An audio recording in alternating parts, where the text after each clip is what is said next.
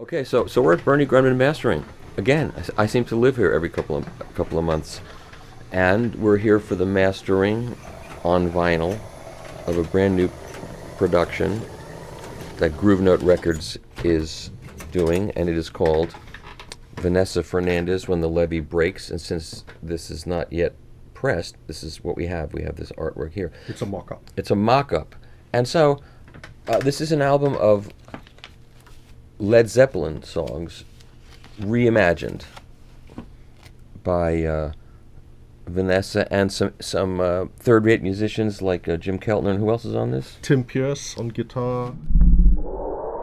Bernie, formerly Jane's Addiction, on bass. And who else? Louis Conte on percussion. And Jim Cox on keyboards. And Charlie Bisharat. Okay. So you produced, this was your concept. Yeah. After the first album, talked to Vanessa about a follow-up album and discovered that she was a big Led Zeppelin fan, and we figured that might be a interesting concept to pursue, and we decided to do a Led Zeppelin cover album. Spent a year plus picking the songs and stuff, and this is the result. And you recorded this at the former Ocean Way, which is now called United. Yeah, we used Studio B over there, and now that was originally called United before it became Ocean Way, right? United Recordings, right? Yeah. United Western. United Western. United Western, right? Yeah. Mm-hmm. Is that where Bill Putnam was? That's where Bill Putnam was. He Yes. built that studio. Yeah, originally, yeah. Yeah. And so now let's talk about what I'm here to watch this because it's fun, but also you originally had a very interesting and unique way that you were going to produce this record. It's all done to tape. Yeah. It's multi-track analog tape, Yeah. mixed down to tape, but you were originally going to do what? We were originally going to do a so-called direct-to-disc cut based on something Bernie had done about 20, 30 years ago for Supertramp when he was over at the Ocean Way facility, and they could run cable from the studios, the mixing rooms, straight to his mastering studio. And I heard a Supertramp cut called, what was it called, Cannonball, that Bernie did a direct-to-disc cut. And we were thinking we would get a mobile mixing studio, park it out front, run a cable from the mixing board with a 24-track machine straight into Bernie's cutting room and cut direct. But So you'd save a generation, in other words, because you wouldn't be mixing to tape. You'd be mixing to lacquer. Yeah.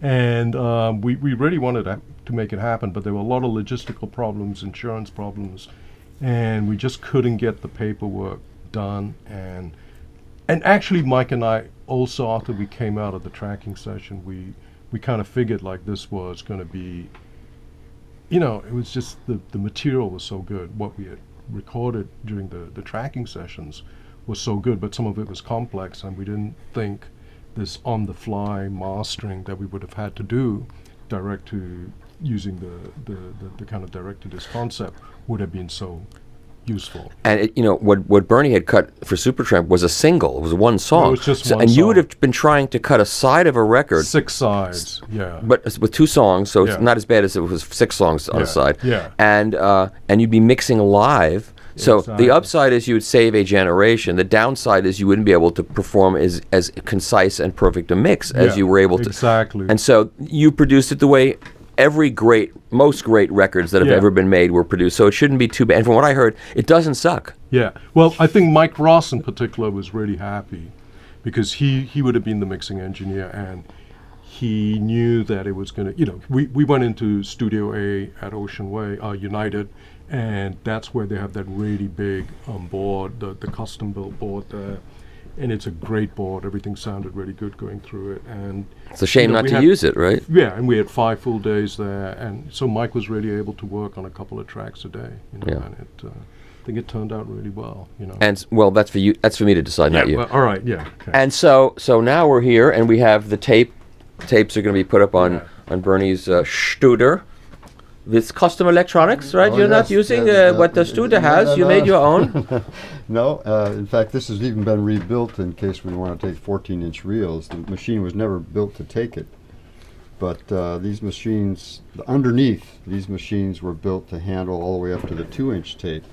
But as a 1/4-inch and 1/2-inch machine, and even though with the beginnings of multi-track, the 2-inch machines wouldn't take large reels.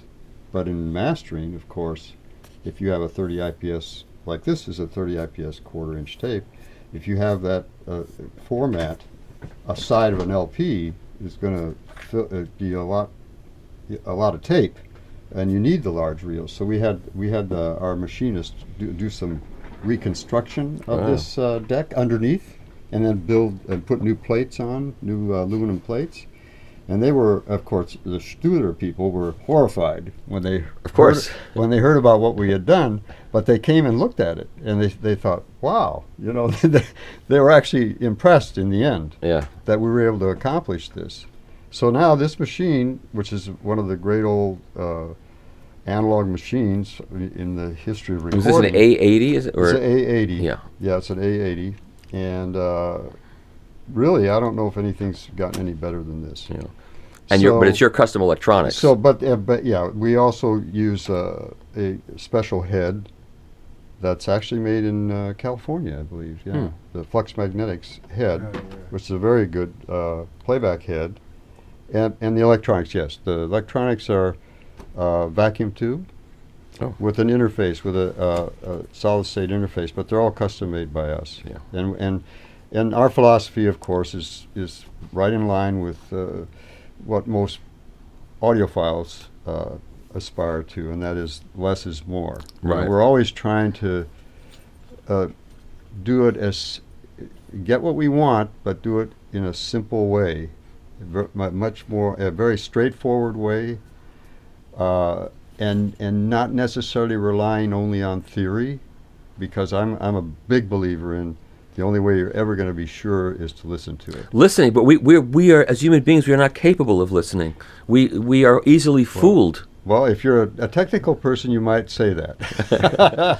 You're technically not a person? What do you say? We've proved to them even many times that we're hearing things that they can't believe we're hearing. But we can point out things like the differences in digital copies and so forth. And they'll swear they can't hear the difference, but we pick it out every time. Right. So there must be something to it, and they're all scratching their head. So no, I'm a firm believer in really the only thing that's going to be ultimate decision on the quality of something, or even just like what I consider a personality almost of certain pieces of equipment, is to listen to it. And you have a track record going back at least 5 years in this business, right? So. Yeah, you could add a 0 even, but no, for a number of years I've been through a lot of it. I've seen all of the changes and so-called changes that were supposed to be great, and improvements that weren't improvements, and then things that were improvements. You know, so that's it. You have to pick and choose. You can't go by what everyone's telling you or what they think is supposed to happen, because even some of the things that we've constructed and we felt that we were going to be improving a circuit. When we compare it to the original one, we don't like it. We don't even like what we do sometimes. But that's the final word, is what does it sound like? How does it compare? And you really have to keep referencing yourself, too. You have to keep going back and listening to what you had before to make sure you're actually getting something better. I agree. Which is why one of my trolls who hates me and keeps writing, following me online, he says, your problem is you listen. That's what he said. That's what he said. Your problem is you listen. Yeah. Because wow. Just what a concept. I know. Bernie's less is more thing. Well, we are in the listening business. That's what I do. That's what we do with music. We don't eat it. Yeah. We listen. We're not to sitting there looking at graphs. Right. But they're important too. I mean, you do. Well, yeah, but actually, it's like sometimes in order to make a piece of equipment really flat and really perform like theoretically the best, like the response or something being perfectly flat, in order to make it do that sometimes, you interfere with the quality of that. It might be flat, but what's the quality of that flat? And you'd rather have it less flat and more simplified so that the quality was there. You would enjoy the music much more. Right, and that's what it's about. That's what it's about. And so today we're going to enjoy this music while you do your thing, and you've gone through the tapes, yesterday, yeah. and now what if you're going to do certain changes to what's on the tape before you cut the lacquer? Certain things you've decided to do. Yeah, Like what? There are. Okay, so in particular, there's as a lot of people aren't fully aware of this, but when it comes to vinyl, I mean, vinyl can be absolutely fantastic because it's very natural sounding, but because it's a mechanical process and it's basically originally very primitive, it's what Edison came up with. Yeah. It's just a mechanical thing. And because of that fact, because you have something mechanical trying to follow this really complex signal in the groove, it does have limitations. And it will sound different depending on the cartridge you have and the compliance of the cartridge, how well that stylus can fit in the groove and follow every little nuance of the groove. So we try to have a fairly good, we don't want to dumb things down too far or anything like that. So we have a fairly good, high-quality playback system, but not the $10,000 cartridge. Right. So but we want to make it track well, so that we don't run into some of these limitations that vinyl has. CDs, the digital formats only have one limitation, and that's peak level. And then you get clipping and so forth if you exceed that level. Which doesn't mean that they're perfect. What you get is perfect. No. I'm just saying that's the limitation. Right. Now, right. It does have its own personality and sound to it, and it always sounds, to me, slightly artificial. But that's because there's a lot of conversions of various things going on with digital. But with vinyl, it's different. It's a mechanical thing. It's because it was old technology, the disc changes linear speed. So because of that, the density of the information, of say the same information on the outer revolution, if you had the same information on an inner revolution, you'd have 1/4 the space to put it in. Okay, when you think about it, all that, it's analog. It's a miniaturization of what you want the speaker to do. So that groove is moving and telling the speaker what to do. It's being amplified, it's very minute, but you've got a lot of density then toward the label, toward the inside of the disc. That's why the audiophile discs, a lot of them are at 45 RPM. And they don't cut too far in. And we don't want to cut close to the label. So all of these factors we have to take into consideration. So disc cutting has a lot of limitations if you're not careful. So it's art and science, right? It is. It has a lot to do with that, and you have to have an ear for, what kind of losses you can tolerate almost. Do you compensate for knowing that the high frequencies are going to roll off? They're going to attenuate because of the grooves are squishing together. Do you add EQ, brighten it as you cut towards the center? Or? No, we tend not to do that because it just compounds the problem. It just gets hashier and hashier if you do that, because it's really a form of distortion, and it's not only that the high frequencies are rolling off because the stylus can't even fit in the edges of the groove wall.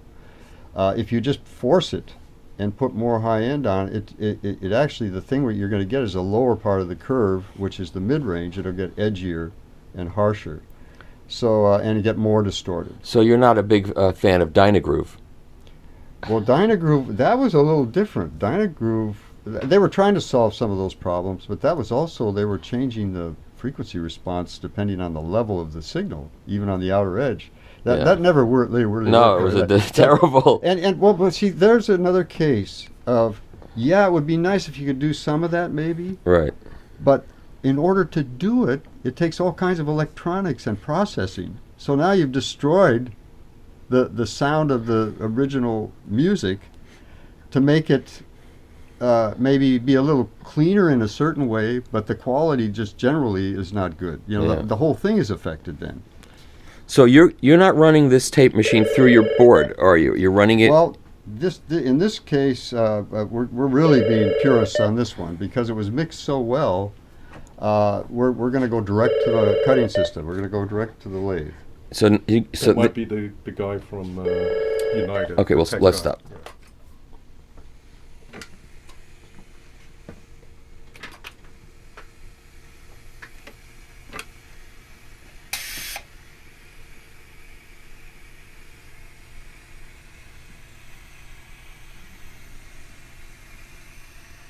Okay.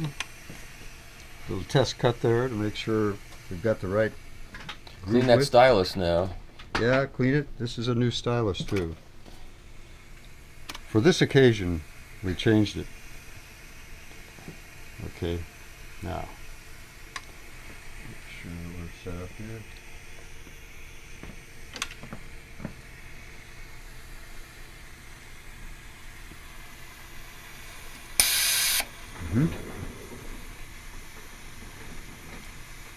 That looks good. Let's start up automatically.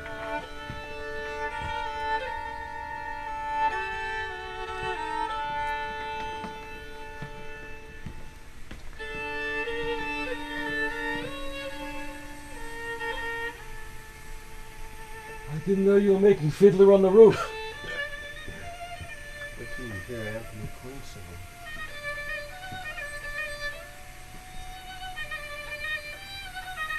Ah, Fiddler on the Roof.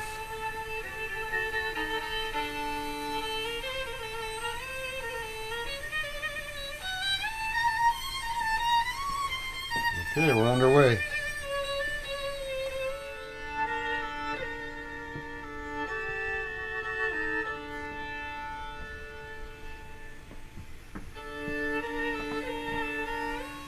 Also, that head, the preview head isn't supported, so it's Little bit wobbly. wavery, yeah. It's wobbly.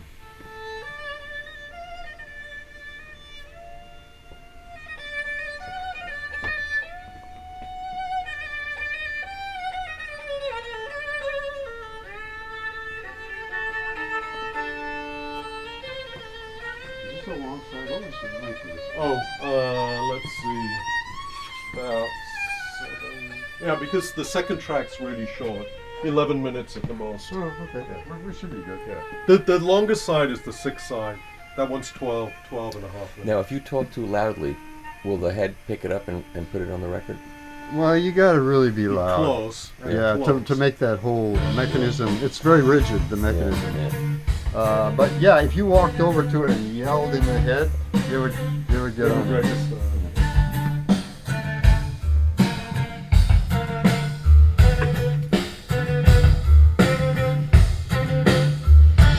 Oh, let the sun beat down upon my face, stars to fill my dreams. I am a traveler, both time and space. See where I have been. Sit with elders of the gentle breeze. This world has seldom seen. Suffer days for which they sit and wait. All will be revealed.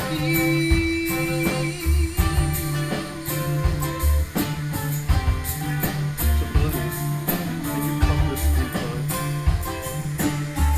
2 bars here and 1 rep for me and Michael to listen to all that is right.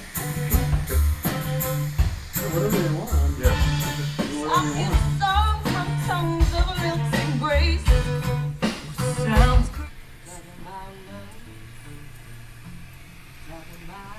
Yeah, looks good.